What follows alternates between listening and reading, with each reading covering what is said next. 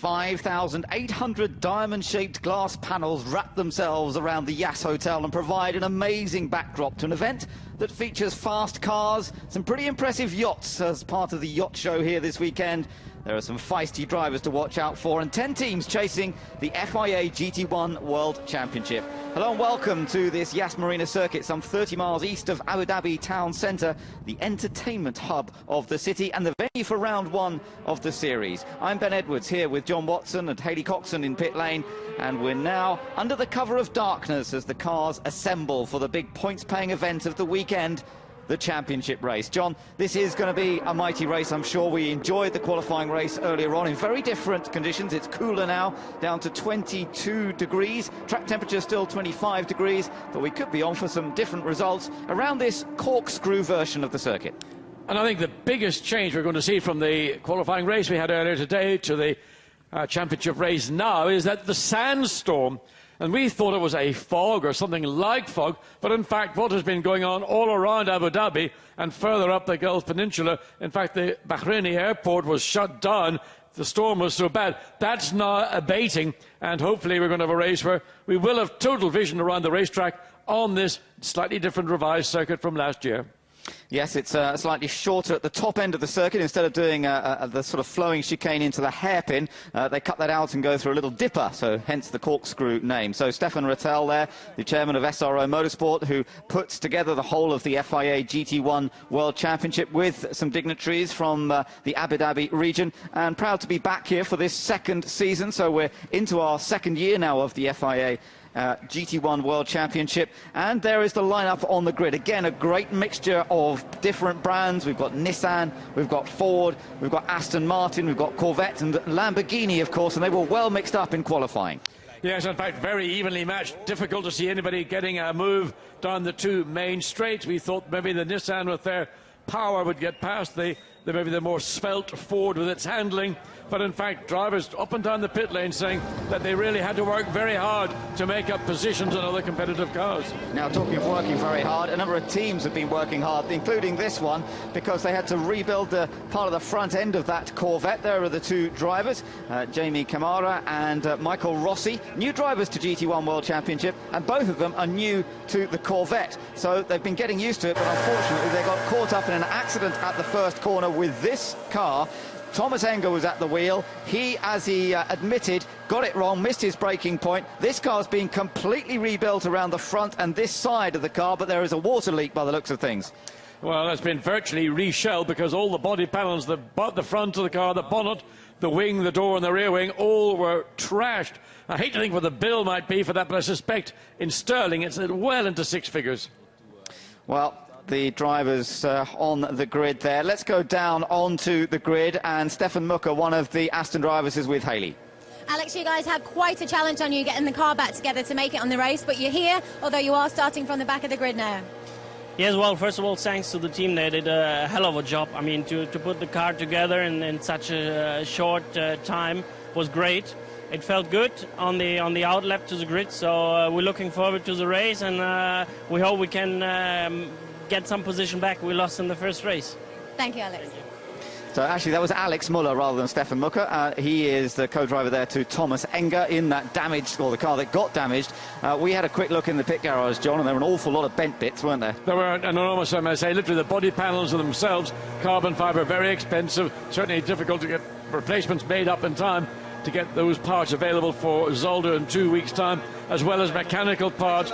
But in fact, the driver who was responsible for that incident was one of the men that was working flat out to help the team get the car rebuilt, and that was, of course, Thomas Enger. Yeah, he was working hard. There's Carl Wendlinger, who's in a different car this time around. He's in a Lamborghini run by the Swiss racing team, as opposed to the Nissan that he was racing for them last year. His teammate there, Peter Cox, just on the left-hand side of the shot in the black overalls. But another driver that was very unlucky earlier on today was Dominic Schwager. Should have started on pole, ended up with a very badly damaged car. Let's hear from him. Dominic, you've had a bit of bad luck this weekend. You were issued a penalty due to a flag infringement, then you were involved in a collision in the qualifying race. How do you feel the championship race is going to go for you? Well, I really hope we can collect some points. It went really bad for us.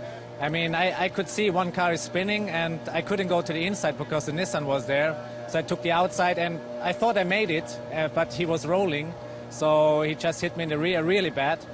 And yeah, I think we can start the race, but we don't know if the car is okay. I mean, it's a big compromise. So I hope it kind of works for us, but it could be that we have to stop. So I'm hoping it works. Thank you. Thanks. Well, let's hope they do have a little change of luck today. Certainly things went well for them yesterday, but since then it hasn't gone so well. You know, they had a number of gearbox issues. They had to change a gearbox before the qualifying race this morning. They got the car onto the grid. They worked really, I mean, an amazing amount of time to get all that work carried out. And then they only got as far as turn one and the car was knocked out.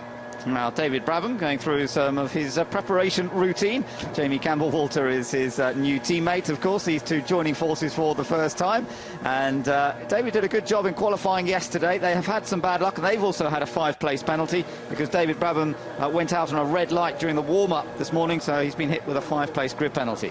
Yes, it's knocked them back substantially, and a disappointment for that one Nissan out of the other three that are well up on the front 2 rows of the grid. So David Brabham and Jamie Campbell-Walter are going to have to do an awful lot to uphold the honour of the Nissan team, or certainly that part of the 4 Nissans here this weekend. Antoine Leclerc for the Belgian racing team, and Mr. Liu, who looks after the Team China Corvette. Well, he's basically the man who's put this team together, and there is the Corvette. It is going to be driven by Mike Hazemans in the first stint and by Nick Katzberg in the second stint, and great new colours. We're hoping that they will have a second car when we get to the next event at Zolder. Yeah, Mr. Liu is in effect Mr. Motorsport within China here. I think he heads up the Motorsport Federation within China, and a very important man, very influential, and we hope to see at some point some Chinese, certainly one Chinese driver in a second Chinese car later in the season. Now, the grid, there you can see Stefan Rattel with Mr. Liu, and of course the Ordos race on the calendar this year, GT1 World Championship going to China for the first time, and that's going to be a very exciting venture for all of the teams and drivers concerned, part of the global tour. So with a little while to go to the start of the race, but in recognition of the terrible consequences of the earthquake and tsunami in Japan, there will be a minute's silence to respect the suffering and the continued concerns of the Japanese population. So we'll respect that 1 minute silence.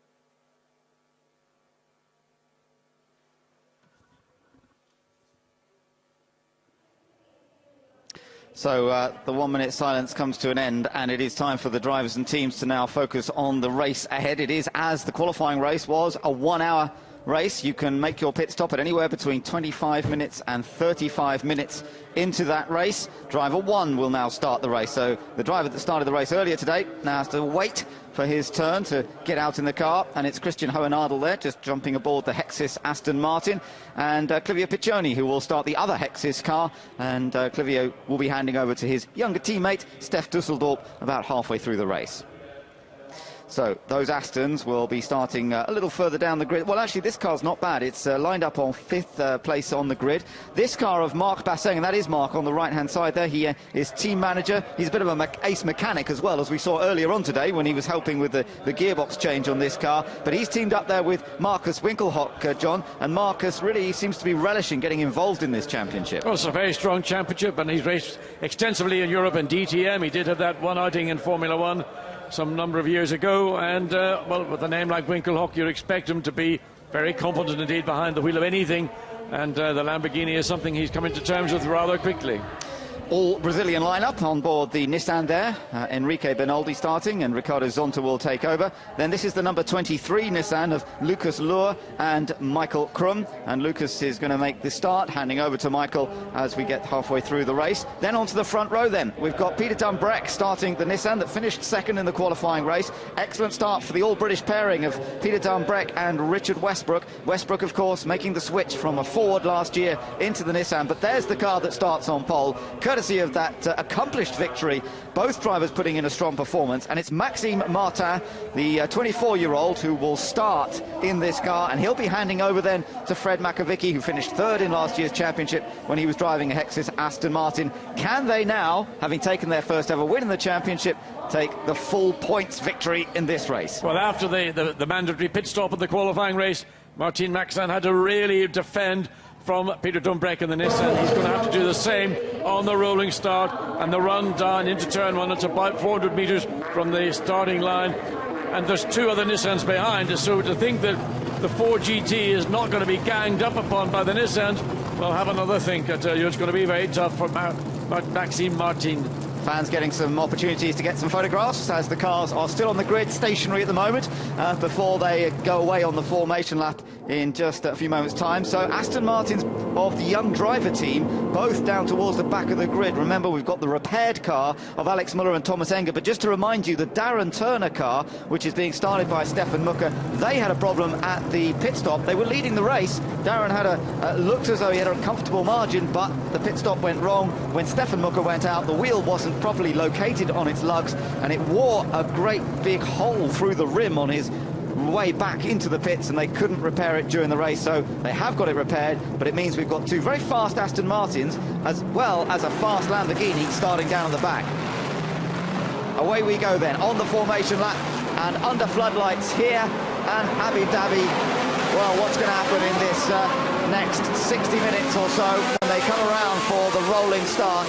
Congratulations to young driver for getting the number 7 car onto the grid. There it is on the left-hand side of the picture.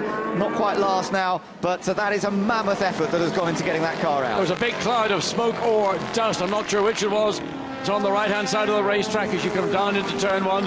A car kicked up, whether it could be just something like chalk dust that's been put down to dry up any liquids that are on the track, or it might be a car with a problem, but hopefully we will find that out very shortly as they make their way now out of turn 7. This is the end of the corkscrew part of this racetrack, the revised Abu Dhabi circuit. 4.7 kilometres in length as opposed to 5.4. And it doesn't make a huge amount of difference in the lap time, maybe 5 or so seconds, but it is probably a more appropriate circuit for the GT1 cars to race on. And certainly in terms of spectacle, watching the cars enter through turn 4 into the corkscrew, very demanding part of the racetrack, and easy to get caught out, make a mistake. Yeah, just looking down through the grid, there you are. At the back of the grid is Alex Muller, who is a new teammate to Thomas Enger, who didn't get a chance, of course, to do any laps at all in the qualifying race, but now gets to start in this one. So quite a lot to watch out for here, with some fast cars starting at the back, but also the race winner from earlier today starting on pole position, but with Peter Dunbreck determined perhaps on the opening lap to take advantage. He so nearly got in front in the qualifying race after the pit stops. Now he's going to try and use Nissan muscle to do the same at the start of this race. Well, seeing somebody getting mugged is not a pretty sight. That's what I fear Maxime Martin's going to have to deal with, as Nigel Strepney and James Romsey have a quiet word as they wait to see this event get underway. And well, Frederic Machiavelli, he's looking slightly tense. Maybe he's got similar thoughts to those that I'm expressing. Well, let's wait and see what's going to happen here, because they're coming up towards the latter part of the lap, but it is still a long lap here, so it takes a while for them to go around on formation. It's just getting a little bit more heat in the tyres, but it is still pretty warm. 22.4 degrees air temperature, and so despite it being a little cooler than it was earlier today, those guys will be getting hot in the cars by the end of the race. Yes, they will. In fact, it's quite a lot cooler than it was last night when we had the qualifying for this event, and so whether that's going to have a bearing. I know, Ben, we were talking about car setup and tyre pressures in particular, and how sensitive cars are to tyre pressure. So with the cooler temperatures, they're not going to get those variations from the car leaving the pit lane and then the tyre running at a race temperature. So factors that the team will have had to consider prior to doing this formation lap. Right, so they are beginning to line up now in formation. Again, they need to see that these cars are side by side and reasonably closed up together if they're going to give the start signal. Eduardo Freitas, the race director, watches them through these last couple of corners to check that they are bunched up correctly. The pace car goes into the pits, leaving them free, and they are now heading around the final turn. They'll begin to pick up a little bit of pace here. The championship race in Abu Dhabi is about to get underway. Lights out, away we go, and it's a run to the front, and another Nissan coming through the middle is the Brazilian car of Enrique Bernoldi, now being sandwiched round the outside. Marcus Winkelhock trying to go all the way round the outside. Oh, they just about managed to avoid hitting each other, and it's Enrique Bernoldi who has snatched the advantage. But I think that Winkelhock Lamborghini, there was liquid coming out of the back of the car. It maybe it's an overfill on the water or on the oil, and the car's having to cut across the inside of the corner. So one is some of the midfield out there, it is just on the right of the screen slowing down. Somebody on the grass as well there on the outside, cutting the outside of the corner. That was, I think, one of the Nissans got away with it. I thought they were going to pile straight into the side of somebody, but it didn't quite happen, and Enrique Bernoldi has taken the advantage in the Brazilian colours Nissan, and there's another Nissan in second place. I think that's probably the Peter Dunbrek car. We'll check that in just a moment. And Aston already making progress. Stefan Mucker's made a huge amount of ground. He's got almost past half the field, starting at the back of the grid. Alex Muller not made so many places, but you're right, Stefan Mucker has made a huge number of places on this opening lap. And the white Aston Martin with the orange flashes. Here comes the other Aston cutting his way through, but it's Enrique Bernoldi who leads. Peter Dunbrek is in second place, and the pole sitter, who we thought was going to get a good start, Maxime Martin further back. There's Alex Muller in the middle of that lot in the repaired number 7 Aston Martin, but he has made a bit of ground, but not nearly as much as Stefan Mucker, who, as you say, he must have made about 6-7 places. Well, it got very congested up into turn 4. He may well have made the advantage there, but also out of turn 2 there was still that confusion as everybody tried to sort themselves out for the first turn on the opening lap. They are still heading around on the opening lap at the moment, and Enrique Bernoldi is the one with the advantage. I wonder if it'd be very interesting to look at the replay at the start, but he certainly shot through from the second row, seemed to time it pretty well, but he comes across the line now. Dunbrek in second in another Nissan. Then it's Max Martin in the Ford. In fourth position, it is Marcus Winkelhock in the Lamborghini. Fifth is Clivio Piccioni in the Aston Martin. Christian Hohnadel is in sixth place in his Aston, and then it's Lucas Lohr, who lost out in the other Nissan there. First lap didn't go so well. Stefan Mucker up to 8th. What a fantastic first lap, managing to miss everybody. And Alex Muller up to 13th. I'd love to see an on-board shot of Stefan Mucker's opening half a lap, because that's where he got all those overtakes completed. He had it done before he got to turn 11. Yeah, great stuff. He's now in a bit of a queue of cars. He's got the Corvette of Mike Hazelman's right behind him, and he's got the Nissan of Lucas Lohr just ahead as they begin now to settle down. You're on board with Mike Hazelman's in the Corvette. Yeah, coming down into turn 8. It's the first of these two tight-ish chicanes at the end of the fairly fast straights. This one is slightly more open, and then again acceleration. But watch the Aston Martin looking to try and get onto the tail of Lucas Lohr in his Nissan. And again, Peter Dunbrek going out to the left to give himself a little bit of clear air to keep the brakes. Primarily, that's the braking they want to keep in these cars. There is a restriction on the number of disc brakes teams are allowed to use per season. So everybody now extremely conscious about overusing the brakes. Look how close Dunbrek has become to the back of that Bernoldi car. Yeah, definitely. Bernoldi not getting away with it here. He is in front, but Dunbrek's not far behind. Then the Ford GT sitting comfortably in third place at the moment in the early stages of this race. And Bernoldi still adapting his style to this Nissan GTR, the front-engined car, big, tall car as well. Very different, of course, to the Maserati that he was driving last year. Bernoldi also getting used to the fact that it's a right-hand drive car, chased there by Peter Dunbrek, who, of course, was in one of these Nissans last year, building on that experience, got a second place in the qualifying race, sits second right now. But look at the Ford tucked in behind out of the twisty sections. And it's the Ford where, from here on to the next 3 corners, it ought to have the advantage. It works better where the aerodynamics come into play. In the slow speed corners, there's not a lot of difference. watch the Ford close up to the back of Peter Dumbreck, up through turn 3 and into turn 4. Yeah, that's where he can certainly gain ground. Stefan Mucker there, still in there in 8th position. Darren Turner will be well pleased to have seen the progress that Stefan made on that opening lap, managing to avoid a lot of the chaos. On board with the Corvette, which is behind Stefan Mucker. You've got the V12 front-engine Aston Martin just ahead. We're riding on board the V8 front-engined Corvette as you come back out onto the main straight, although this straight actually is now on this slightly shorter circuit, not as long as the next straight they come to after the chicane. And you can see the Aston Martin, Dumbreck right up the rear end of the Bernoldi's Nissan now, looking to find a way. Can he get past on the run down into turn 11? He's got the momentum, but he's not on the right side of the track. He needs to get down the inside, and that's being defended by Bernoldi. Yeah, Bernoldi's not going to make life easy, and of course you've got a lot of top-line drivers in the Nissans this year, but they're all fighting for themselves and for their co-drivers rather than... he's not going to let him through, and the two sister teams involved. You've got the Sumo Power car leading and the JR Motorsports car second. They are allied teams, but even so, there's honour at stake for the engineers and mechanics. The two lead cars need to be very careful indeed, because Maxime Martin behind in the Ford GT is actually the quickest car on the circuit. He has got the quickest lap on lap 2, and you can see in the different parts of the racetrack he can clearly catch these two lead Nissans, and if he could get ahead of them, he could, I believe, pull away comfortably. Yeah, in many ways this is helping him, the fact that Bernoldi's perhaps not quite as quick. His race pace in the qualifying race, Enrique Bernoldi, wasn't quite as fast as one or two of the other Nissans, but having got position, which is what he's done here, it's totally up to him to try and stay there, and it's up to everyone else to try and find a way past. The top 3 cross the line virtually together then as they head down towards turn 1. Still the Ford shadowing the two Nissans, but it's Bernoldi leading, Dumbreck in 2nd, Martin in 3rd. Winkelhock is still in 4th in the Lamborghini. 5th place is Piccioni in Hex's Aston Martin. Behind him is Hohenadel, doing good job this time. Christian Hohenadel getting to grips with the Aston Martin, the reigning GT3 champion, having stepped up from GT3, the Corvette that he raced there. And then behind Hohenadel is Lucas Law. Stefan Mucker still in 8th place in the Aston. Mike Hazelman's in 9th in the Corvette, and 10th being held by Carl Wendlinger in the Lamborghini. Alex Mullaby, meanwhile, still down in 13th, and a possible change here. No, just a little look from Dumbreck.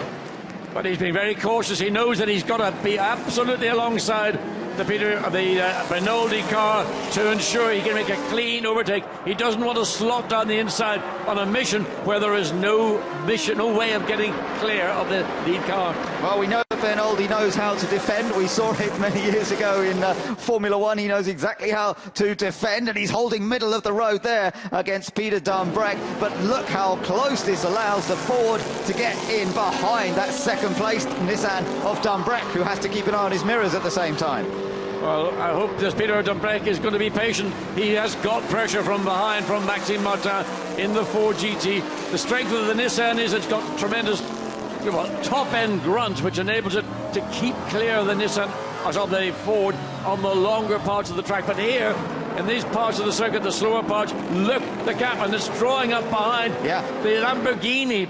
So definitely getting a lot more cars the top 6 cars are all covered by 2.5 seconds. Yeah, everybody joining in here. Bernoldi definitely not getting away. Looks as though cars behind are potentially quicker. There's Winkelhock in the Lamborghini, as you say. He's caught the top 3 to a certain extent, chased by Clivio Piccioni and by Christian Hohenadel, although Hohenadel just a little further back and coming under some pressure now from Lucas Law. Then they're still chased, of course, by Stefan Mucker, Mike Hazelmans, Carl Wendlinger further back, then David Brabham is in 11th.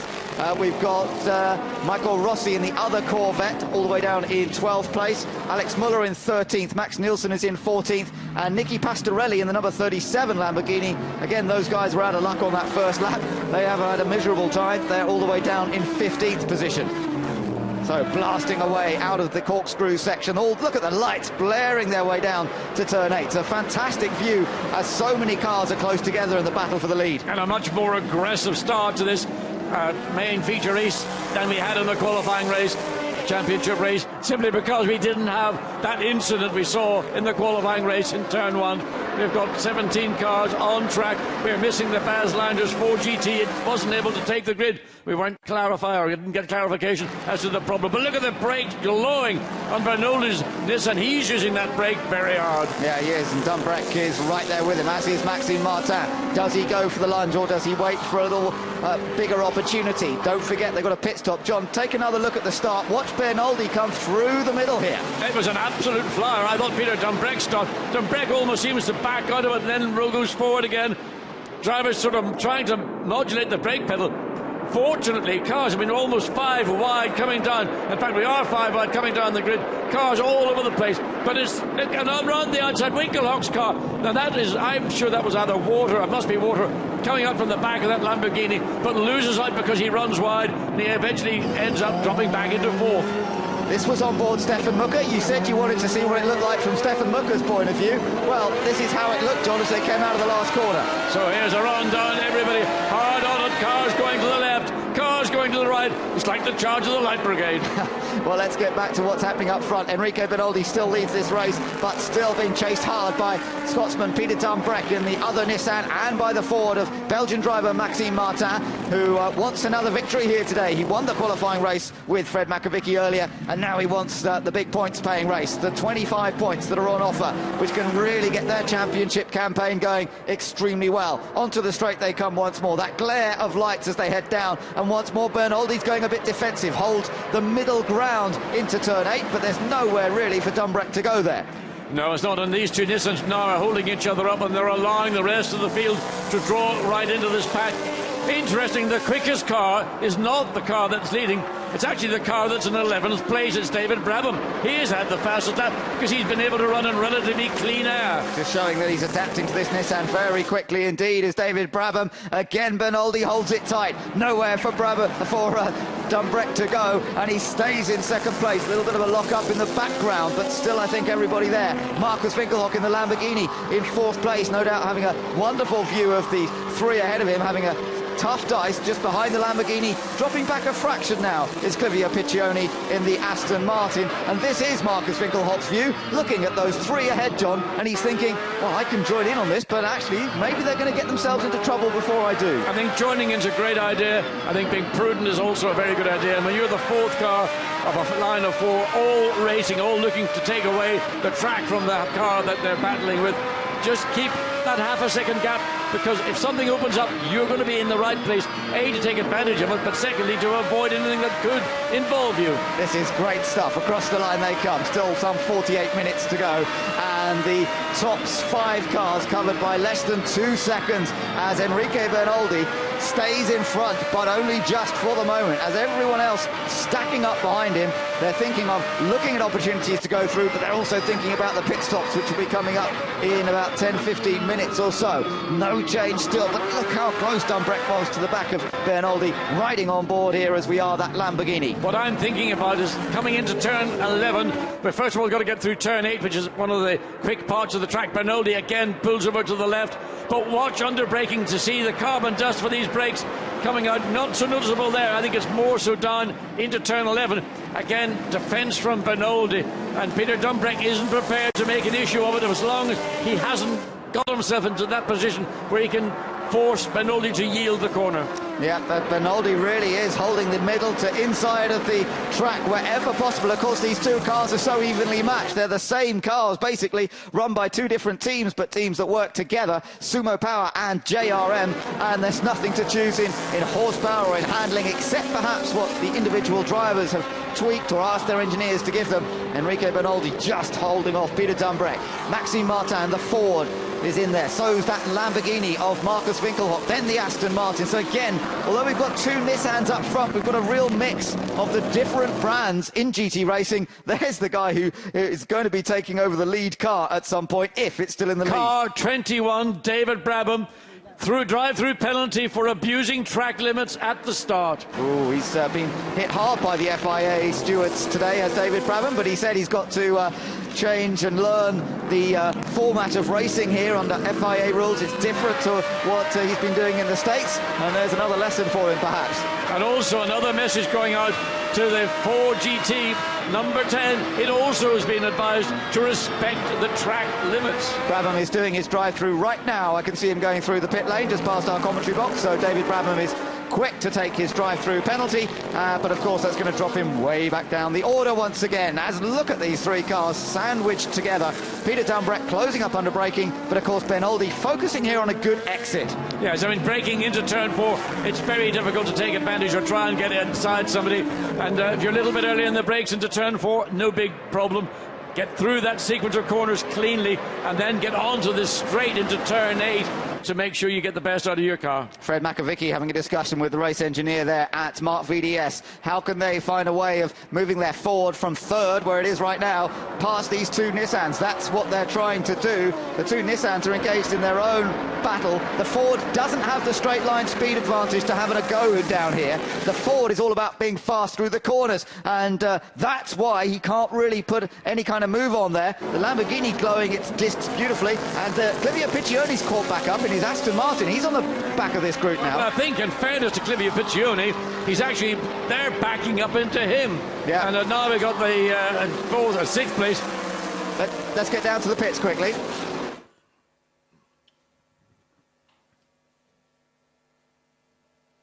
Sorry, we're not getting any sound from that, so we'll come back to that. That was Ricardo Zonta, of course, Enrique Benoldi's teammate, but we're watching nervously, no doubt, to see if that car will still be in front when it's his turn to take over. Yeah, I was saying in 6th place, Christian Idle, he's managed to draw himself, or he's found himself having the lead back up to him, so the top 6 cars now covered by, well, 2.8 seconds. Yeah, it's good for us, although just on that lap, actually, Benoldi's just pulled out a fraction more. 3/4 of a second is about the biggest gap he's had for a while. I don't think it'll stay like that for very long. You're riding on board the 3rd place Ford with its V8 engine sitting behind the driver, of course. Nice low-line Ford GT, and making the most of its excellent handling capabilities. As you can see, it changes direction beautifully. The car was very fast here at Abu Dhabi last year on the full Grand Prix circuit, and the car in different hands and run by a different team seems to be equally fast on this slightly shorter corkscrew version of the track. That's the section they've just gone through. Now we're back onto the long straight, and still Benoldi moves out to the middle of the road to make sure that Dumbreck doesn't even think about a late lunge down the inside. And I think basically all 5 or nearly all 6 of these lead cars have got to start thinking, you know, we can push it like this, we're running very close to one another. We do have to concern ourselves about brakes, and you are seeing as Dumbreck tries to get alongside this time, but not able to do it, but fractioning, well, maybe about the same distance. The front brakes in these cars are getting hammered. The drivers are going to think about maybe using a little bit more rear bias. You can see on the Ford GT and Maxime Martin also the brake glowing, the Lamborghini the same. So drivers are going to have to be careful.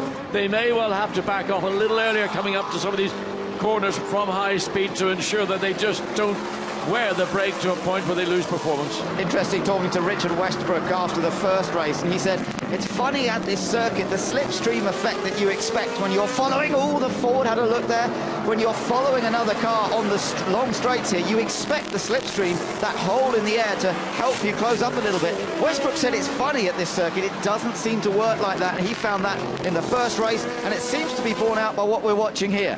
Yeah, I mean, I think that Nissan, as Westbrook was saying to us as well, on the straights aren't really quite long enough for them to gain the full advantage of their potential top speed. So that's part of the reason why they're not able to maybe make the passes that they would have hoped to have done here in Abu Dhabi. Down the inside. Stefan Mucker making a move, I think, or trying to make a move. Somebody got pushed wide. Yeah, I think he might have gained a place there on Lucas Lohr.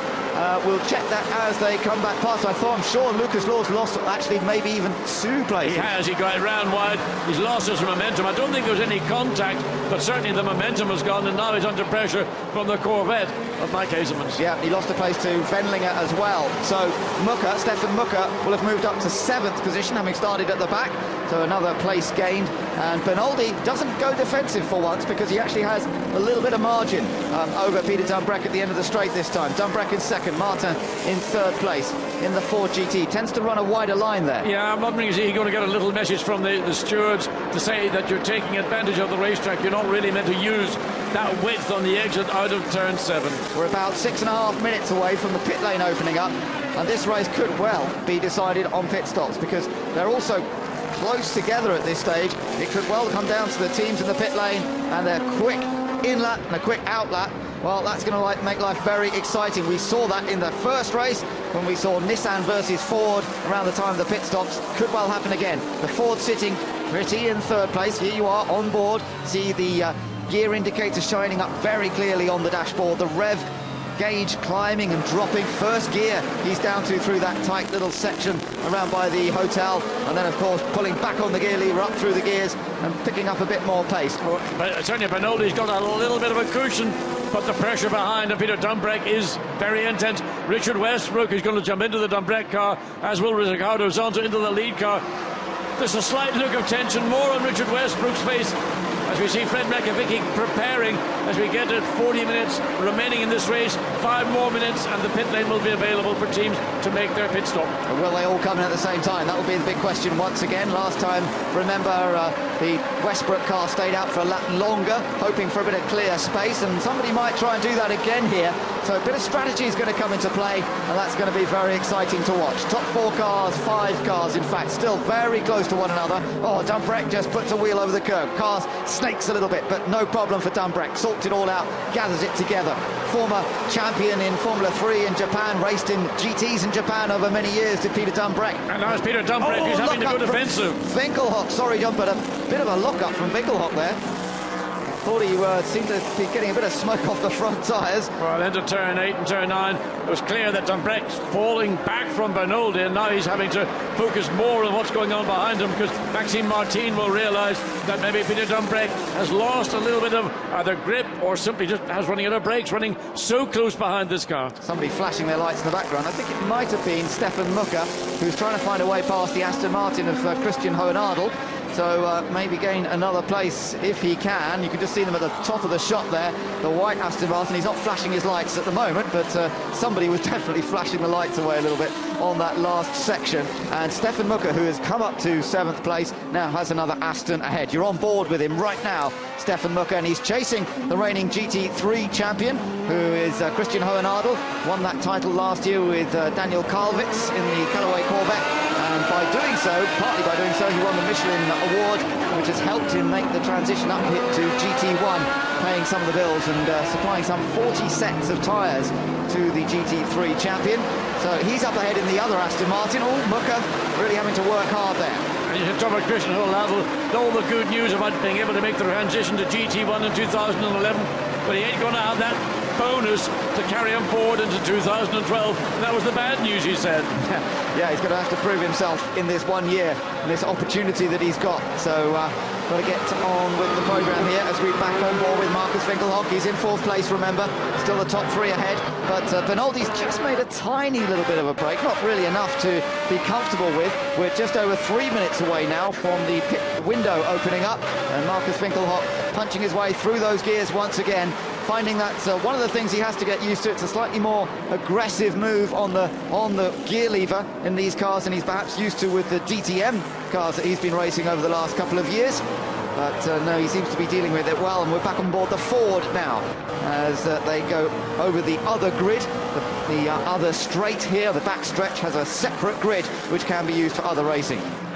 And Marcus Winkelhock also pulls out to get a look, a bit of smoke under that. Yes, a puncture. Lucas Law, that is, number 23, Nissan. Big problems then for the German team. Well, that's the contact that must have taken place down in turn 1 when we saw Stefan Mucker, who finally made through. There was contact clearly, or something has led to that right front, left front. We have to check it and see.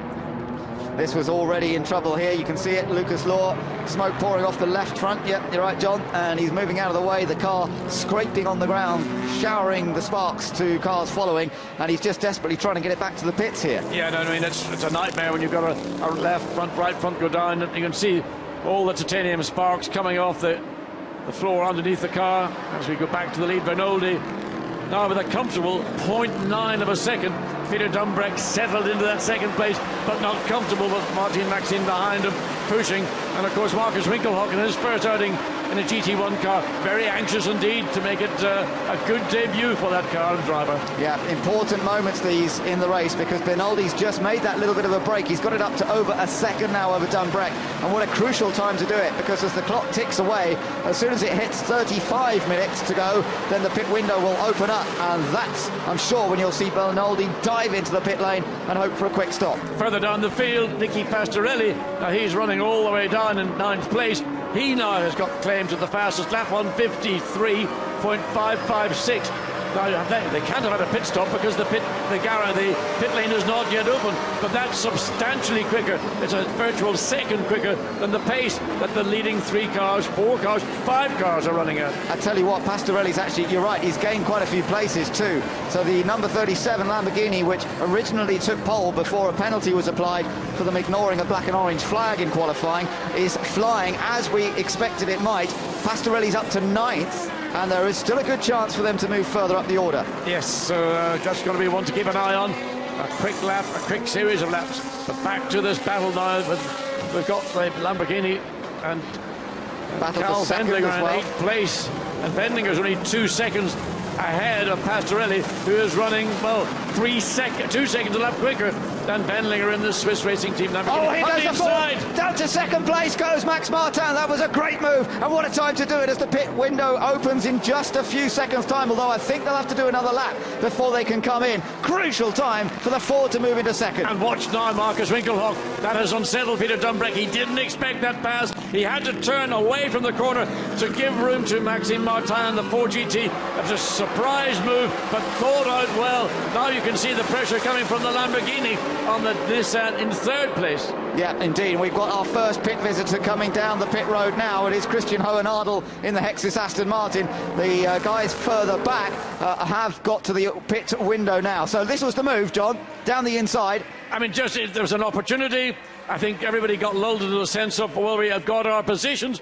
Maxime Martin made it work for him, caught Peter Dumbreck, I think, slightly unawares, and in doing so unsettled Peter Dumbreck. And now he's got to deal with Marcus Winkelhock, who will no doubt look for a similar kind of favour. Makovic will be very thankful that that car's up to second.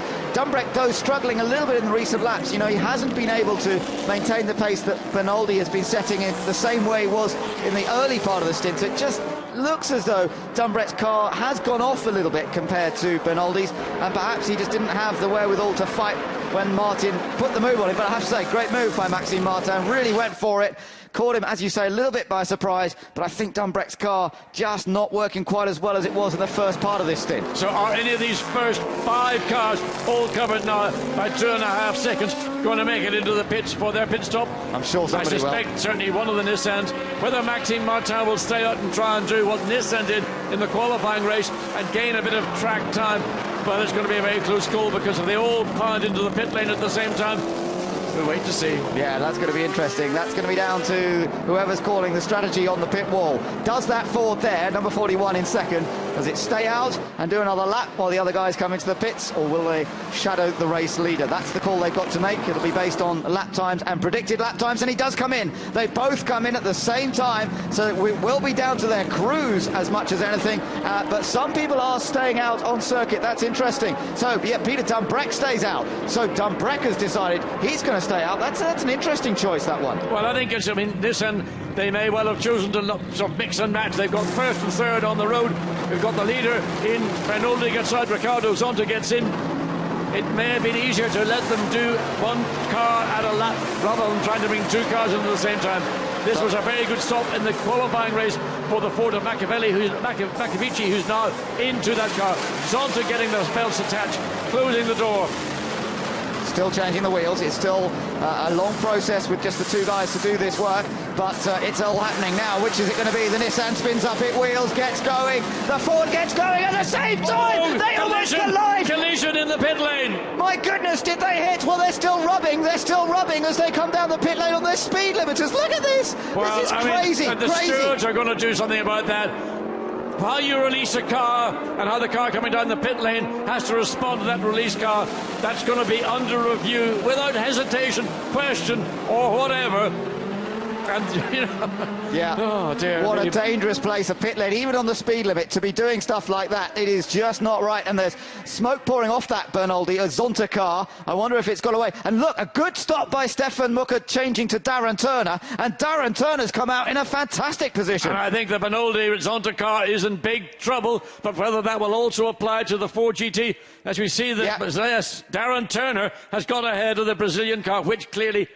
Well, he's going to be back in the pits at the end of this lap. Yeah, Zonta, who was battling with Makovici as they came down the pit lane, rubbing, and Bernoldi will have seen that, and he'll be absolutely gutted. The two cars went... Oh, it's punctured the right front. That's what it is. So the rubbing has had its effect, and it has punctured. That's two Nissans now that have suffered punctured tyres for various reasons, and poor old Ricardo Zonta is going to have a long way to limp back.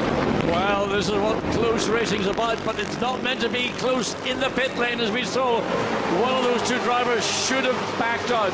Now, this who is was in the right or who was in the wrong, we will have to wait. Peter Dumbreck, who took the lead there, has now come into the pits. He stayed out for a lap longer. Now, he still has a chance of getting back in front. This will be Westbrook taking over from Dumbreck. There could be a chance for Richard Westbrook to come out in front of the Ford. Remember, Makovici was involved in that incident with Ricardo Zonta going down the pit lane. You'd expect perhaps him to still have a bit of an edge, but Richard Westbrook will come out pretty close to him. Let's see what happens on the speed limiter initially, down towards this unique pit exit where they go down through the tunnel, and then on the outside, of course, on the track itself, the other car climbing over the top. We'll wait to see exactly what happens. Number 37 Lamborghini going well. This is Nicky Pastorelli, stayed out there. He has, he's the lead car. Yep. And again, a clear racetrack, lots of opportunity. A 1:53.283, and that is again the quickest lap. Here we look again and see what's happened. In my opinion, although the Nissan was in the pit lane, at this point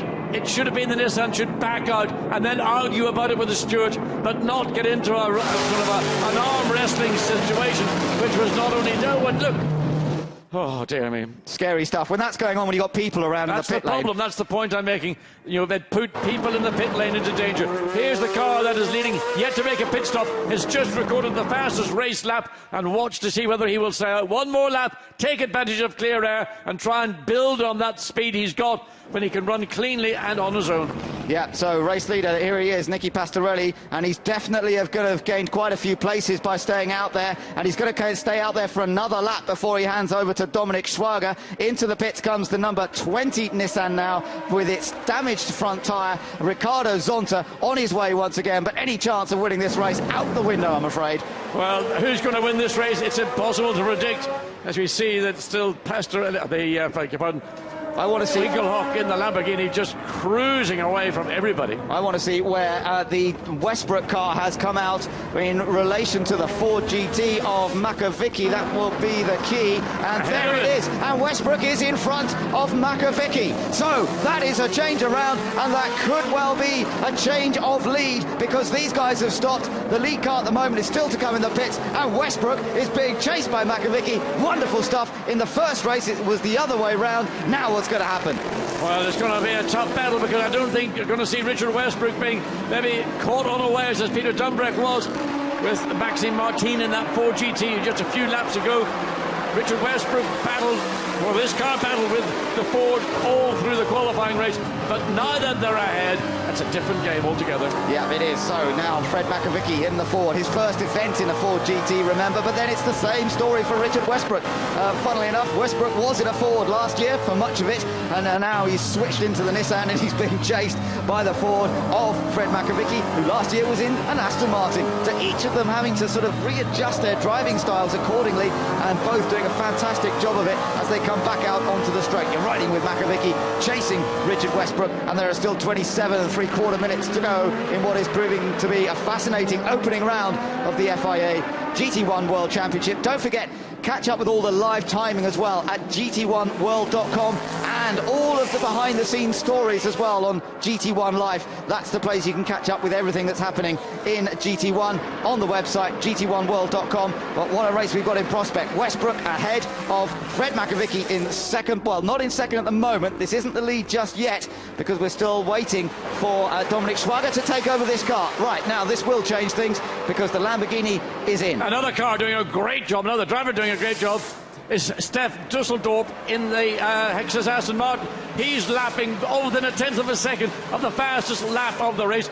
So that car is also going to make progress. Yep, so we'll watch that. And this car, I want to see how many places they'll have gained, because, you know, at one point this car was down at about 14th, 15th place. Pastorelli got it up to 9th before the pit stops started to be made.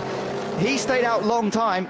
He's been doing some fast laps, so I think he's going to be up there, perhaps top 6, when we see this car rejoin. It should rejoin in the lead, because right now the Ford GT here, number 41, is only lapping at 155. The Lamborghini got a couple of laps in the 153s. Fastest lap again by Steph Dusseldorp, 153.0. There's a problem starting it, John. It hasn't restarted. That Lamborghini, it hasn't restarted, and it has to start under its own steam, if you like. They can't sort of push it or plug in a battery, and that was one of the problems they got into trouble in qualifying. And it hasn't restarted. That is real irony when they had that penalty after qualifying. So all the good work done. Well, still in the meantime, the sister car is leading. Well, it's not in the pits, a big one. That's the car in the pits. Yeah, that's the car. This is the battle for the lead now, as we wait to see what's going on. Or is it? Because the Hexus Aston Martin that you mentioned of Steph he's flying. He's done a 152.5. Right, so Westbrook here. Let's just see as they come around this next time. But he did come into the pits. It was a loose battery connection apparently on the number 37 Lamborghini. That's why they couldn't get it restarted. So that's one to another blow to them. They've had a really tough weekend. Another Aston Martin, this time Thomas Enger, making up for that pretty fundamental error he made in the qualifying race. He in fact has taken that fastest lap now on lap 16. So Thomas Enger, not only did he crash the car on the opening lap, not only did he spend time up to his elbows on muck grease to help the team rebuild the car, he's now trying to rebuild his reputation and is by far the quickest car on the circuit. Yeah, so this is Richard Westbrook, who will be leading on our timing screens next time that they come past us, once all those pit stops have been sorted out. Bit of a chat going on from the technical guys going over to the Sumo Power Nissan.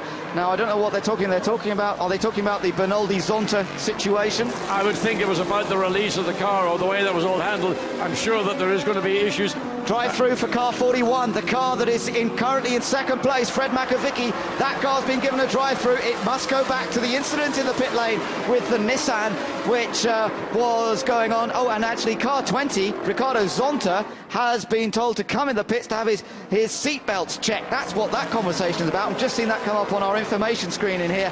So that means that it's disaster again for the Brazilian pairing. Well, all this means is that the car that's going to be comfortably in the lead, well, I say comfortably, it's going to be in the lead by just under 2 seconds. It's going to be the Richard Westbrook Nissan. The Ford GT behind is going to have to make that drive-through penalty. So it will be the Winkelhock Mark Passing car that will be the next challenger, as we've seen for quite a lot of the part of this race, with Richard Westbrook and the Dumbrek car in the lead. Well, what a race of changing fortunes, and in a way it's a shame. It's going to spoil this great battle that we've got up front, because this car you're riding with has got to go through the pits, presumably on the next lap. It's got to do it fairly quickly, and that is obviously going to drop them right down into the pack, and it means, as you say, that Mark Basseng will come up in a second, and Richard Westbrook will be given quite a bit of breathing space. Now, where is Darren Turner? He's in 6th place there in that white Aston with the orange flashes, and there behind is Thomas Enger in the other Aston, I think, but actually no, that's a lap down, that car. So that second Aston Martin in shot there, a lap down. Don't know quite what happened there, because of course Alex Muller in the first part of the race had made some good ground, but something obviously went wrong for them around the pit stop time. Yeah, they've just fallen off the timing and scoring in relative terms. They are the slowest car, well, not sorry, the last car on the circuit, one lap down. Two Astons together there, the Hexus Aston Martin, which was the car of Hohen Ardel, now being driven by Andrea Piccini, very experienced GT racer. He's got Darren Turner chasing him, and then Thomas Enger, as I say, lap down behind.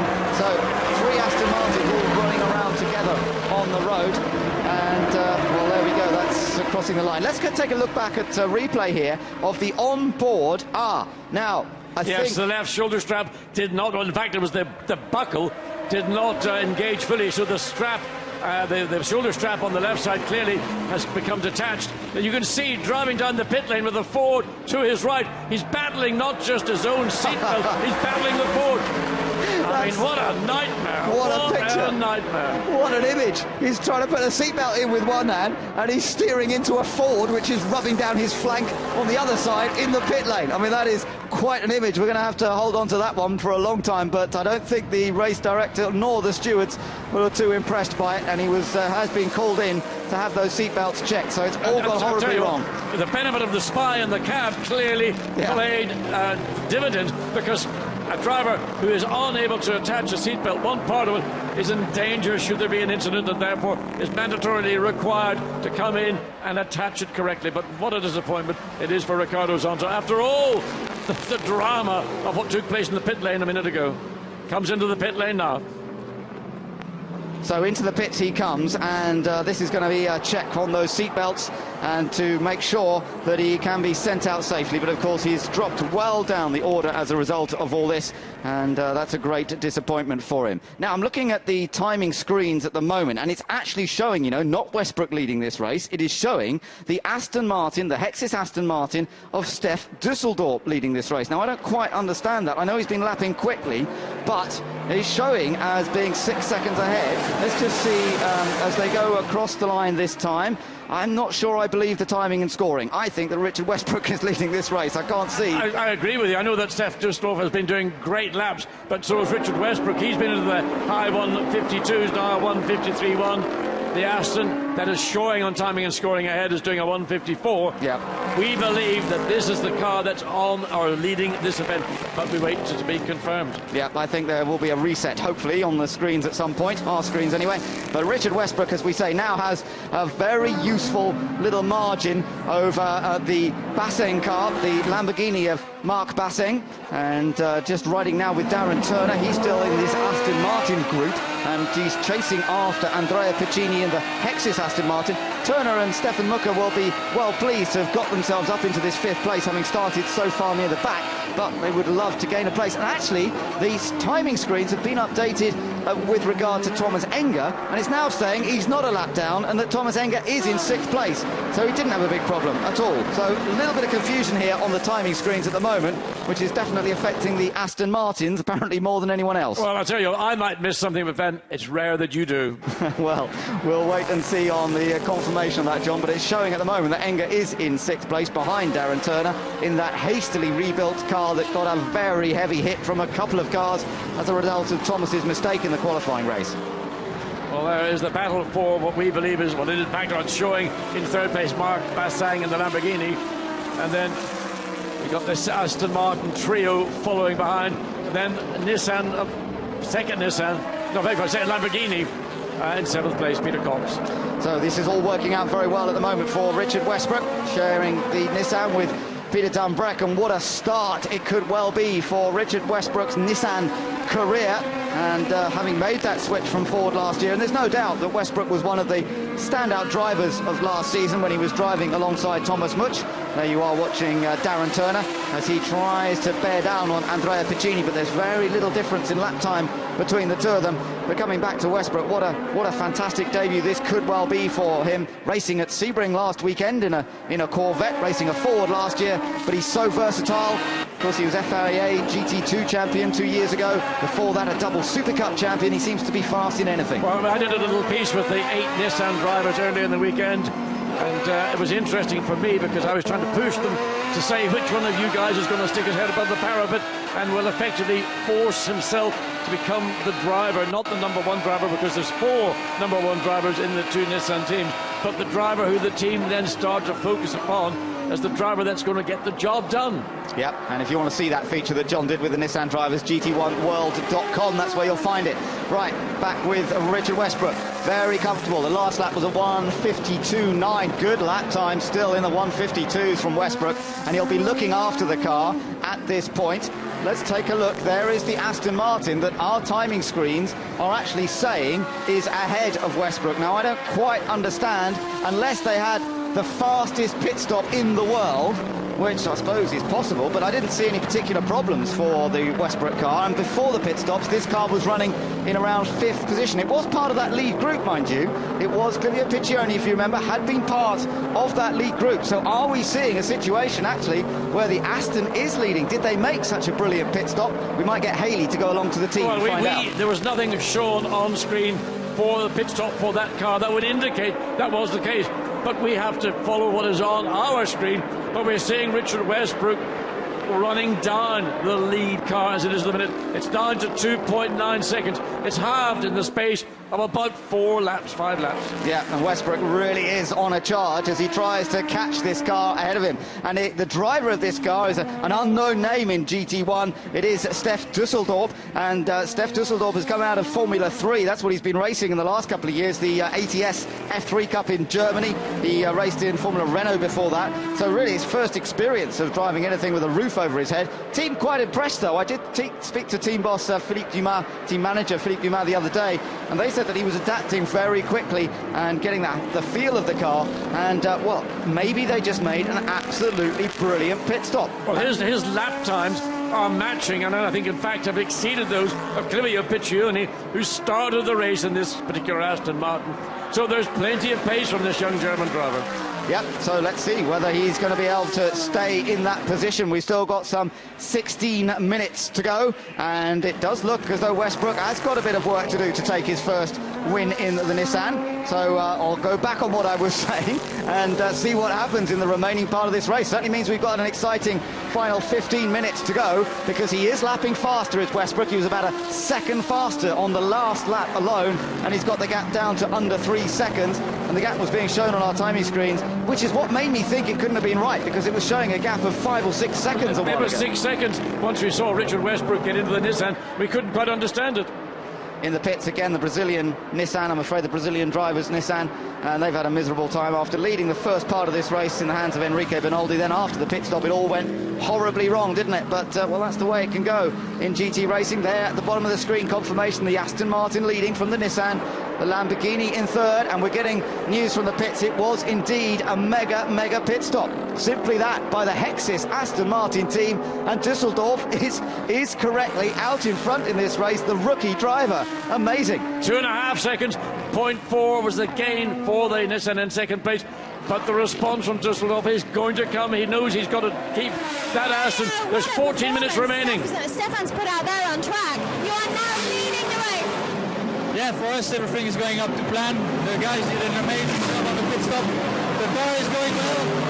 And I hope Steph keeps on. The Nissan is catching quickly, but we have the pace to stay in front. So we're looking forward to a great finish. Great. Thank you. Thank you. Okay, thanks, Haley. So confirmation that they are indeed in front. Our apologies for not getting that right. There is a notice on the timing screen saying the number of laps for car 7 is not correct. That's the Enger car, so maybe it is a lap down. So we're still trying to work that one out. But there's no doubt that this Aston Martin is leading. Dusseldorf, but being caught gradually. Good lap last time around. Not such a gain from Westbrook. Only some 0.4 of a second, as you say, John. So still a lot of work to be done here. Well, the closer you get, I mean, it's going to become more and more difficult. And the response has come from the Aston Martin, the Nissan, putting the pressure on. Inevitably, with all that pressure comes more wear, more use of the tyre, more use of the brake. The car is being nailed harder and harder. And at some point, all you can hope for is that there maybe comes a mistake from the lead Aston Martin. Richard Westbrook less likely to do so with the experience he has. What an incredible stop it must have been. I'd love to have seen it again, because going from I wish you had seen place, yeah, we don't have it unfortunately, but going from 5th place to take the lead in their pit stop, and I know they were bunched up pretty closely, but nonetheless, to have such a margin once the pit stops were sorted, really remarkable. But also good credit there to Stef Dusseldorf, who has stepped up the pace again, and this time Westbrook was only able to take 0.2 of a second. The gap is still 2.3. I tell you what, this young lad in the Aston Martin leading this race is putting on a fantastic display. Well, I think it's simply because the pace that Richard Westbrook has had to push the Nissan to close down the 6 second or so deficit that he was faced with has taken its toll on that car and the Aston Martin, which hasn't really had yet to defend the lead has not been so aggressive with its tyre. Further back battle here between the number 47 Corvette, that's being driven at the moment by Jamie Camara, and he's being chased by Jiri Janak in the number 6 Lamborghini, the Swiss racing entry, but they're battling over 13th position it is, so 12th place in fact for the Corvette. Still having a bit of a go, and these guys are new to GT1 World Championship, and it's nice for them to have their own little dice towards the back. The Lamborghini having a little look there, not really in a place to try and do something. I think he should try and think about somewhere else. Well, I mean, why bother telling them? Let them enjoy it. Let us enjoy them enjoying themselves. Yeah, absolutely. It gives us a good show, doesn't it? So there you are on board with the Lamborghini. This is with in fact, it's Nielsen, I think, Max Nielsen in the car. No, it is Janak. I'm sure it's Janak in the car. Jiri Janak in this Lamborghini. Oh, that was a mistake. And he's gone wide and he's lost a huge chunk of time. That's the penalty. You run off at the exit of turn 1, you will be penalised. And he's going to run wide. He's got a problem, I suspect, and the car has pulled off. And is that another? It looks like a right rear. Maybe the problem with the Lamborghini is it runs on the grass, gets off the racetrack. It ran wide and then he couldn't make the turn into turn 2. And I think that right rear is was something, or maybe something's failed to the rear of the car. Yeah. Something strange has happened at the back of that. It's the right. I'm sure it's the right rear. I can't make out if it's a tyre or if it's a suspension component. Right, Richard Westbrook then in second place. He's gained another 3/10 on that lap. He's got it down to under 2 seconds, but there's only 11 laps to go. And we've seen already at this circuit, it ain't easy to get past once you do catch somebody. It's 11 minutes. What did I say? 11 laps. Oh, yeah. Yes, 11 minutes. Sorry. It's the excitement of what's happening. And there's the number 38 Lamborghini running third, Mark Basseng. But look, he might have a battle on his hands to hold that third, because not far behind is Piccini in one of the Astons, then Darren Turner in another of them, and then the other Aston, which we do think is a lap down because of the news on our timing screen which says that they haven't picked up the laps correctly. It might have been, of course, that their transponder got damaged in the accident earlier on today in the qualifying race, and they weren't able to replace the transponder in time for the second race of the day. Yeah, Mark Basseng in the third place Lamborghini has been advised to respect the track limit at turn 11, and that's at the end of the straight, the second of the two straights here in Abu Dhabi. So, gap down to 1.9 seconds up front. This gap even smaller between Darren Turner and Andrea Piccini. Piccini having his first ride with Hexus in the Aston Martin, but he knows Aston Martins from years gone by. He's raced all sorts of GT cars, actually, as Andrea Piccini. 32 years old he is, and his first Italian to ever drive for the Hexus team. There's a little stat for you. French-based Hexus team, of course, and moved so well towards the end of last year to grab that runners-up spot in the Teams Championship. And I'll tell you what, that Hexus team, you can see how they got to second place in the Teams Championship with that remarkable stop that's got their other car leading this race. And I'm sure it's going to send shivers down the pit lane, because not out of nowhere, but certainly to get a pit stop so efficient in terms of getting every one of those four wheels and tyres. I mean, it's a time and motion study exercise, and that can go wrong so easily, but a good driver change, excellent work by the two mechanics to make those four, and it's given them the chance to win. They've got under 10 minutes, 9 minutes and a half to go, and the gap is 1.1 seconds. And Richard Westbrook knows he's got to do that. 1.1 seconds will probably feel like a minute in reality, because the amount he's chipping away at the lead Aston Martin is so small, it's frustrating. Yeah, although that last lap was a bit more of a chip, so you never know. Richard Westbrook is a fighter. He is somebody who will always attack. We've seen it in his career throughout, and he's an exciting driver to watch as well. We saw him in the Ford a number of times. Just watching Jamie Campbell-Walter go past us, he's very close to the back of the Corvette of Nick Katzberg in a battle for 9th place. So there are still various separate races going on here as we go back on board the number 8 Aston Martin. Darren Turner at the wheel. Can he gain a few more points in the remaining minutes of this race? And just to tell you that the number 37 Lamborghini, that poor car that's been fast so much this weekend, but really is going to go home with nothing to show for it. It did get back out after that very slow pit stop. It's running in 11th place.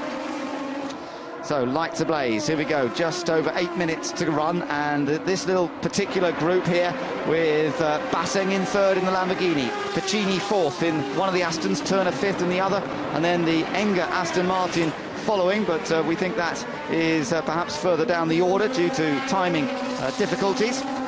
We'll get to check that later on. And here, oh, look, this is the battle for the lead. He has suddenly caught right up to the back of the Aston Martin, has Richard Westbrook, and with 8 minutes to go, we do have a race on our hands once again. And the momentum has switched right and clearly to the Nissan Richard Westbrook under always the rear wing of the Aston Martin through turn 20.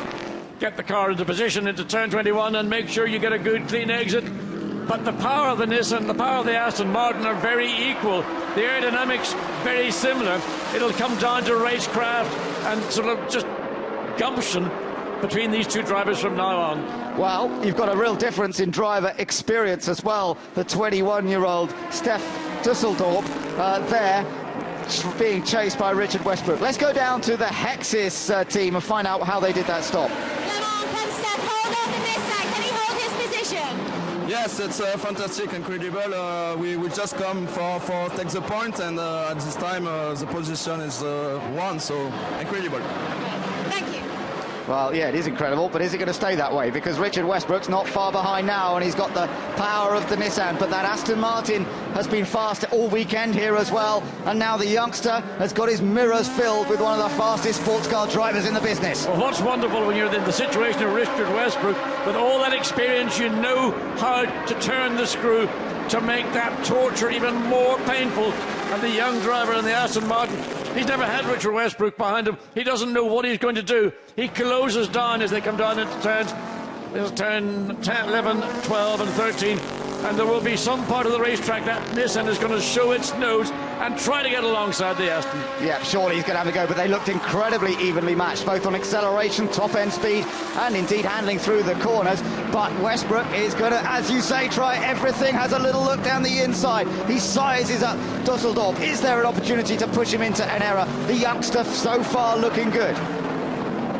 So can Westbrook use all of that experience to really apply that little bit extra now in the remaining moments of this race? Still sitting in third place is the Lamborghini of Mark Basseng, but it's surely this race now is all about these two as the clock continues to tick away and another lap is completed. It is a two-horse race right now, but it could become a Lamborghini horse race, or prancing bull in their case, if these two drivers go at it big time. And if one is aggressive and the other's unyielding, then we know what the outcome's going to be. Yeah, and of course both are on for a good championship points here. Peter Dumbreck drove this car, the Nissan, in second in the first part of the race. Let's go and hear from him what he thinks. Peter, if it was you out there, what would you do to take that car?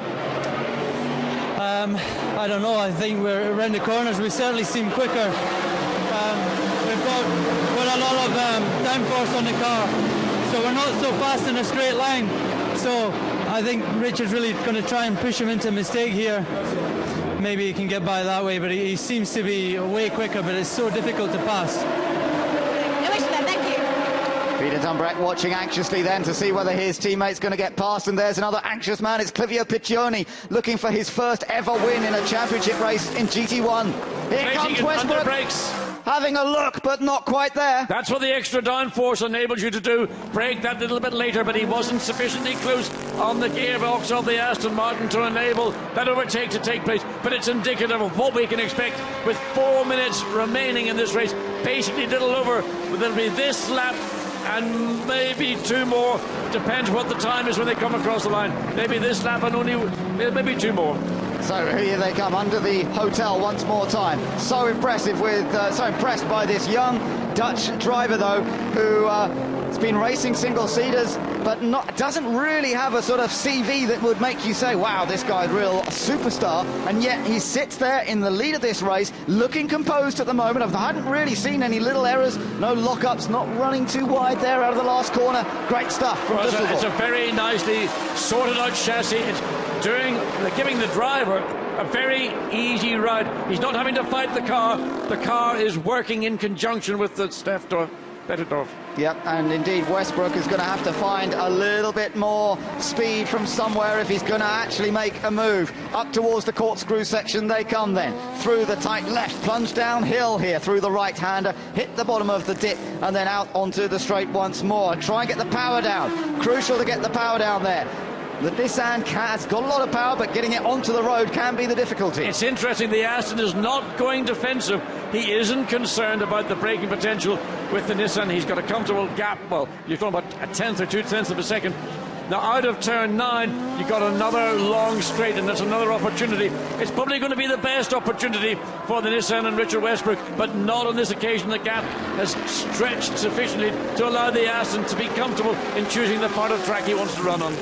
So Westbrook has won various championships in the past, and he knows that to win championships the crucial thing is to finish consistently, and he knows that that's how Bartels and Bertolini did it last year. So as much as he wants to win this race, the last thing he wants is to lose a potential second place finish. So perhaps he just decides to sit in the mirrors of Steph there and just try and keep the pressure on him. Clivio Piccioni looks as though he's praying, seeing whether they will hold on for a victory. The Hexis team that was so strong at the end of last year, taking victory in Argentina with Fred Macavicki driving, and Clivio himself coming home in third in that race. Well, what a start to the season it could be for them. I think what Clivio Piccioni is praying for is that there is only one more lap.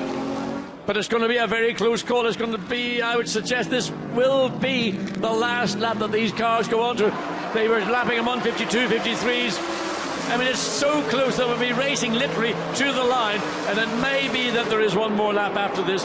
I think it will be a checkered flag, but it's a question of the pace that the lead car leads. Westbrook sliding the car over the curb on the edge of the turn 1. Yeah, it's, the only sort of little error we've seen from either of these two guys actually comes from the more experienced campaigner. It is the final lap according to the timing screens, and Westbrook is heading on his way around here, but he doesn't look to have found a solution to get past this Aston Martin, which seemed to almost come out of nowhere. Not quite. They were in that lead group before the pit stops, but I have to say one of the most amazing pit stops that we've seen in the short life of the FIA GT1 World Championship. One of the most amazing pit stops we haven't seen. Yeah, because we didn't actually see, we didn't see how fast it was and how quickly he got out in front, and astonishingly he has held on in front of Westbrook in the Nissan. It's still going to be a fantastic start to the season for Richard Westbrook by going to Nissan for this year, and you've got to say that he and Dumbrecht will be championship contenders, but I certainly didn't expect Steph Dusseldorf to be a championship contender from day one, and yet driving like this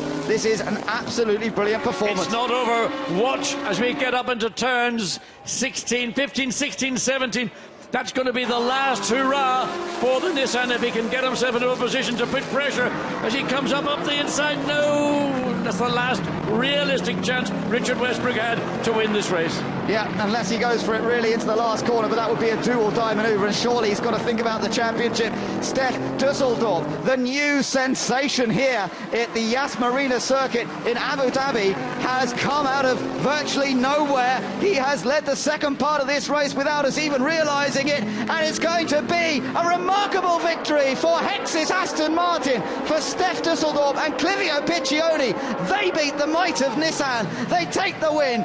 Phil Dumas and the team, they will be so happy about that. They finished 2010 on an amazing note, and they have just pulled off one of the biggest surprises possible by winning the first round of the championship in 2011. What a great advertisement for GT1 World. It is fantastic that a team that really we weren't looking to the victory in the championship race did a brilliant stop. We didn't get to see it. We may have a chance in some of the highlights later on, but what a great victory. Clivio Piccioni, he did a good job, was in contact up until the pit stops, but it was that magical pit stop that got the car into the lead, and they consolidated it even in spite of intense pressure from Richard Westbrook in the Nissan, who went on to finish second. A David and Goliath story, there's no doubt about it. That Hexis team is a small, well-knit team, but you would not have thought that up against the might of those two Nissan teams, the might of the driver's strength that they've got at Nissan, that the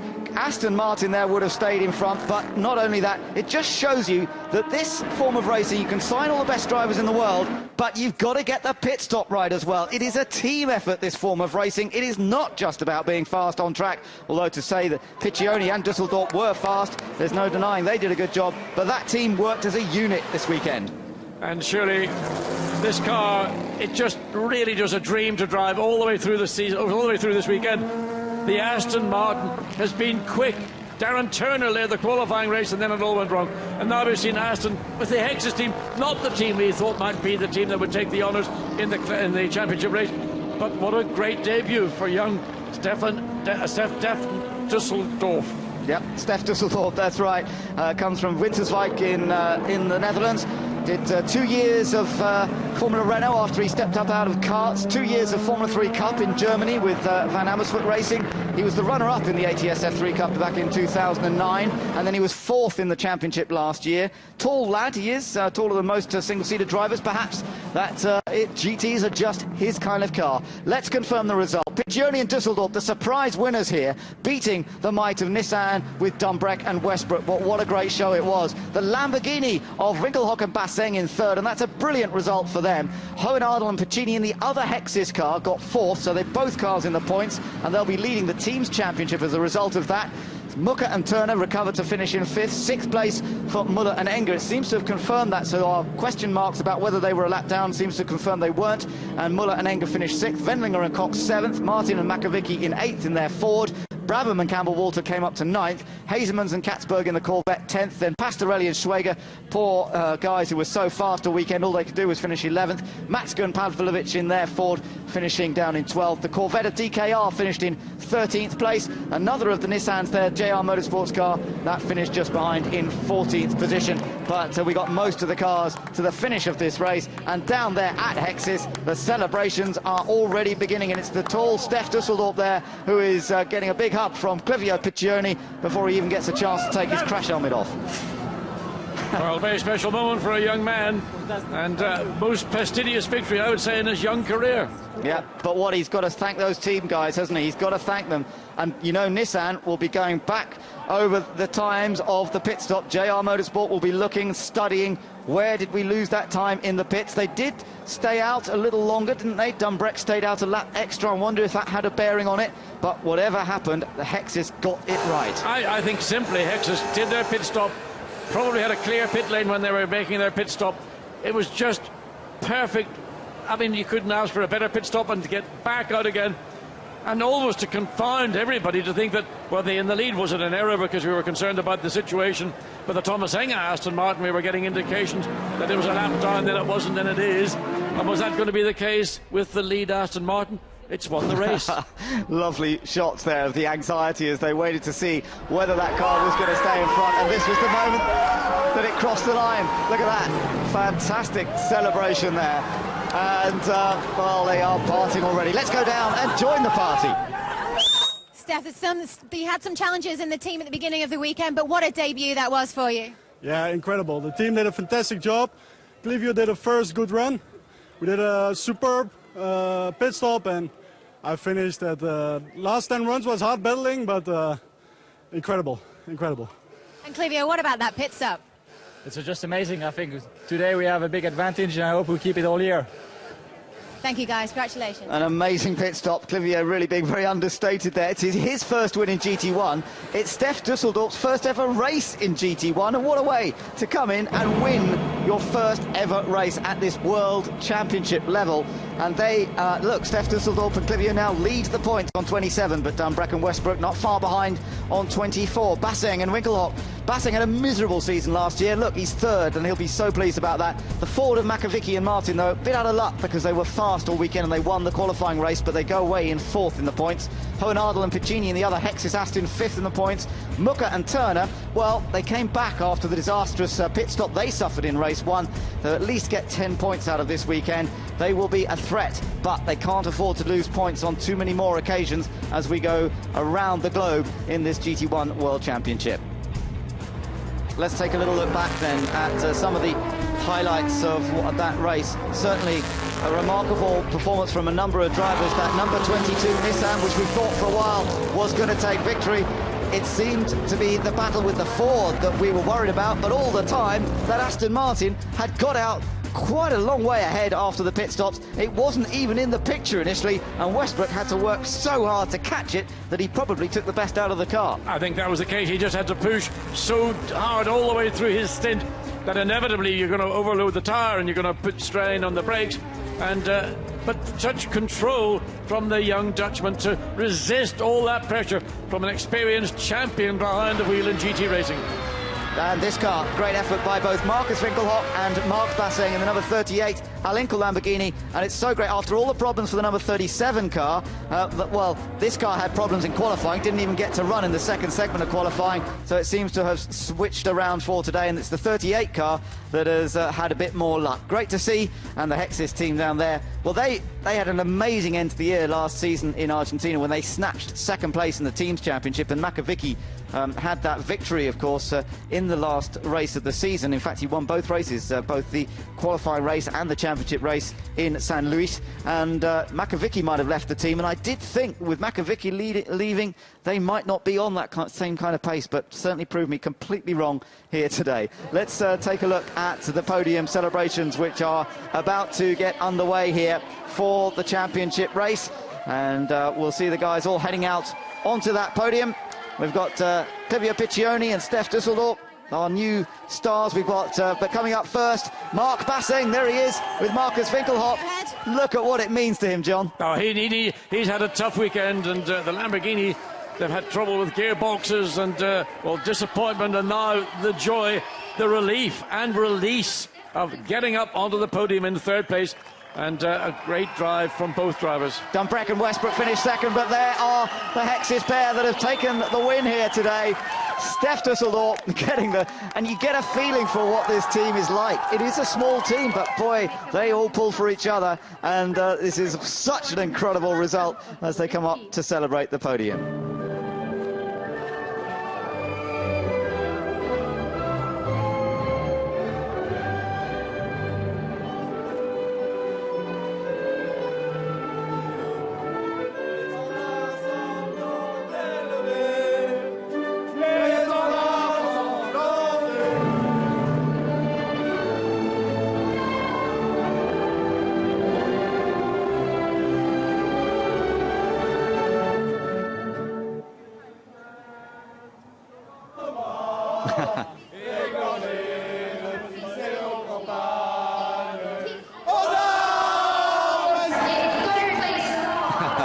It's nice that they continued the anthem after it came to a rather early conclusion, but it's time for the trophies to be handed out. Look at Mark Basseng on the right.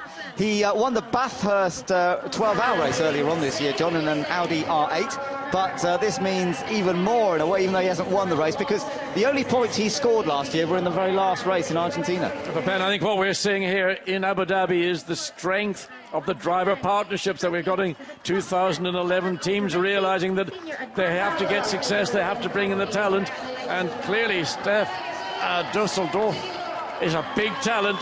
We know that Clivio Piccioni can drive a car, same with Marcus Winkelhock, and yeah, just really amazing. I mean, great for a youngster to come into a series like this. And, you know, this is very much what Stefan Rattel wants to see. He wants to see rapid young drivers who've got high hopes, high ambitions coming into the series and showing what they can do up against some established stars, people like Richard Westbrook and Peter Dunbrek, and that's exactly what this young man has done today. Well, it's a totally different. You can imagine he's come through Formula 3, a lightweight, high downforce single-seater compared to a much heavier, relatively low downforce GT car. Yeah, very different kind of car, but he seems to have adapted very, very quickly, hasn't he?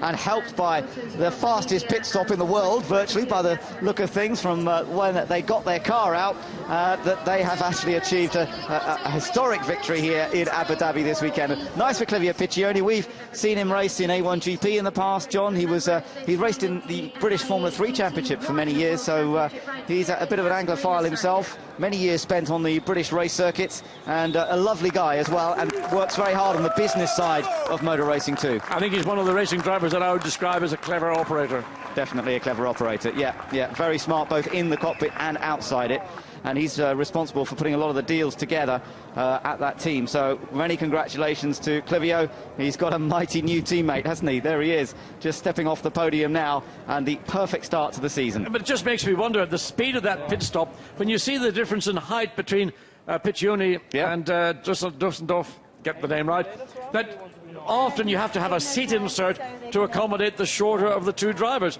So whatever they have managed to do, the driver change, although there's no pressure on the driver change, it's just another element that they've got to consider. Yeah, but these guys, you can see the family unit that is there. and they just sort of all pull together, as we saw at the end of last year. There's Philippe Dumas just in the middle of the shot there.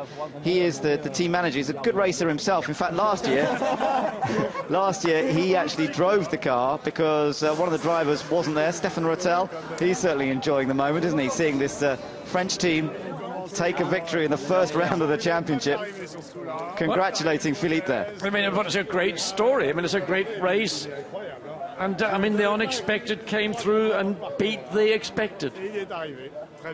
Let's take a look back at the highlights of that race then. It really was quite a remarkable one, wasn't it? So the rolling start, it looked like it all might go wrong because they tried to go into the first corner, 3-4 abreast. The Lamborghini skated to the outside, and making the initial break was Enrique Bernoldi. He was the one that shot through the middle. This was Winkelhock going very wide around the outside, did well to not get hit. Now there's a bit of contact between the two. We didn't see that. No, the two Fords driving into each other in turn one, and that's what you should not do as teammates. Makovic looked a bit nervous, but his teammate at the time, Maxime Martin, was running strongly in third. We had Bernoldi leading at this point, with Dumbreck sitting in second, and then the Ford GT in a strong third position. Further back down the order, Stefan Mucker had made some fantastic progress in the early laps, but Fred Makovic was a bit nervous. He wanted that Ford that was in third to try and find a way through, perhaps get second before the pit stops were made. There was always intense pressure coming from the Ford on the Nissan, and inevitably, Riccardo Zonta looking very happy. He's going to get a lead car. But there's the problem. That's the Lucas Luhr car. Yeah, Lucas Luhr and Michael Krum were out of luck, I'm afraid, in their Nissan. There were a couple of moments indeed for the Nissans in this race. Here's the pass. For second place this was, wasn't it? Yeah, and then the pit stop. Now, this was where it all went wrong for the Brazilians. The seatbelts were not done up properly there. So here he was trying to put the seatbelt back in and coming together with the Ford as they pushed each other down the pit lane. But look, he's still trying to attach the left shoulder strap into the buckle, and they're still interlocked. They're like a pair of wildebeest going head to head. Bernoldi wasn't impressed, Bas Linders wasn't impressed, no one was impressed, including the race director. And this car was called in, and indeed the other car was called in for a drive-through penalty as well. There you are, confirmation. They both got penalised for that, and really marked the end of any chance of winning. And Enrique Bernoldi was absolutely livid with what he was watching. Yeah, Clivio Piccioni was praying because his teammate was leading the race, and remarkably, we didn't even know he was leading the race. He was so far in front after the pit stops, we couldn't believe it was him in front, but it was, and he withstood all the pressure from Richard Westbrook to take a fantastic first win on his debut in GT1 World Championship. In 2 weeks' time, we will be at Zolder. I hope you can join us then for more exciting action from Ben, from John, and from Hayley. Goodbye for now.